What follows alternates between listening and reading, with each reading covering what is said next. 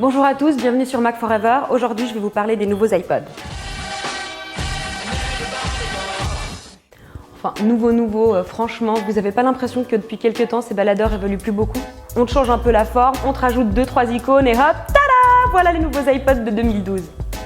Même les capacités n'augmentent plus, alors que le prix de la mémoire flash, lui, ne fait que baisser. D'ailleurs, sur les tarifs, on ne peut pas dire qu'Apple fasse beaucoup d'efforts. Pour le prix d'un touch, vous avez maintenant un iPad mini. Alors oui, c'est vrai, il faut bien les renouveler ces iPods.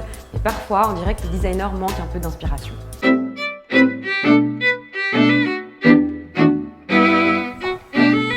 Dis donc Jonathan, cette année tu me vaux quoi pour le design du Nano? Bon alors le dernier il était carré, c'est ça? Bah on l'allonge comme il y a 2 ans, hein, on le fait plus long. Ça fait 4 fois qu'ils nous font le coup, tantôt long, tantôt court, un peu comme quand tu changes de mec quoi. Si tu l'as acheté la bonne année, tu peux le clipser à la ceinture, puis sinon bah t'as plus qu'à te le scotcher sur le bras. On aimait bien le dernier Nano, il était petit, léger, discret, on pouvait même l'utiliser comme montre.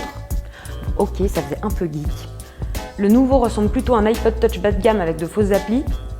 Pourquoi est-ce qu'il n'a pas le Wi-Fi? Ça éviterait de le connecter à l'ordinateur chaque fois qu'on veut ajouter un nouveau morceau. En plus, maintenant qu'il est plus long et qu'il faut le mettre dans la poche, voilà qu'ils nous ont enlevé en plus la télécommande des AirPods. Les couleurs sont sympas, c'est vrai, mais le boîtier fait un peu cheap, surtout la partie en plastique qui cache l'antenne Bluetooth.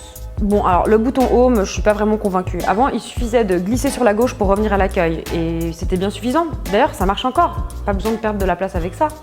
Alors, vous le verrez dans le test, l'iPod Touch est un très bon compromis si vous n'avez pas d'iPhone. Alors oui, l'appareil photo ne fait que 5 mégas, le processeur n'est que celui de l'iPhone 4S, et comme vous l'avez vu dans notre vidéo, l'iPhone 5 est quand même bien plus rapide. Mais bon, il permet de filmer en 1080, faire du FaceTime HD, il a l'écran 4 pouces, Siri, AirPlay vidéo. En fait, tu sais plus si t'as acheté un baladeur, une console de jeu ou un petit ordinateur, tellement il y a de possibilités. La fonction iPod est presque accessoire. L'aluminium est très agréable, les couleurs sont cool, c'est même dommage qu'Apple les propose pas pour ses téléphones ou pour les écouteurs. On veut de la couleur, nous! Il est aussi très léger et surtout tellement fin à côté d'un iPhone 5. Franchement, le Touch, c'est vraiment de la balle. Bon, alors la petite dragonne, là, franchement, je suis pas très fan. Tu t'imagines te balader avec un iPod à plus de 300 balles au bout d'une lanière qui est même pas bien...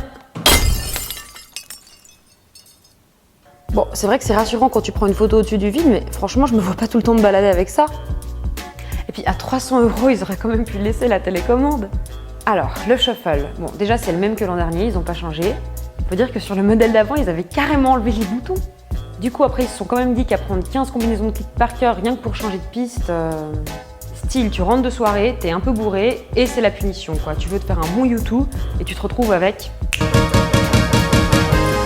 Mais c'est vrai qu'il est pas trop cher, facile à utiliser, et puis bon, vu qu'il n'a pas d'écran, tu peux faire du jogging avec sans avoir peur de le laisser tomber. Côté tarif, le Touch est assez bien positionné, il est quand même 2 fois moins cher qu'un iPhone. Par contre, entre un Nano de 179 € et un Touch de 4e génération à 219 €, sans devoir racheter les adaptateurs Lightning, saurez-vous. Et puis, il y a le Shuffle toujours à 59 € pour ces 2 petits gigas. Franchement, Tim, soit tu nous baisses le prix, soit tu nous fais quelque chose d'un peu plus sexy. Parce que là, on commence vraiment à se lasser. Voilà, c'est tout pour moi. Je vous laisse lire le dossier complet sur Mac Forever.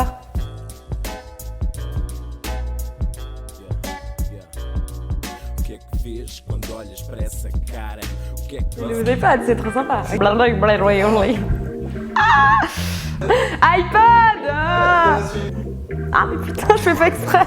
Non, un iPad mini! Tantôt long, tantôt court. Ou tantôt long, tantôt court. Tantôt court. Court. Putain! Tantôt long, tantôt... Qui cache l'antenne Bluetooth. Mais, qu'est-ce que je dis? Et ils avaient vraiment envie. Pour 2 petits gigas. Court, tantôt long, tantôt...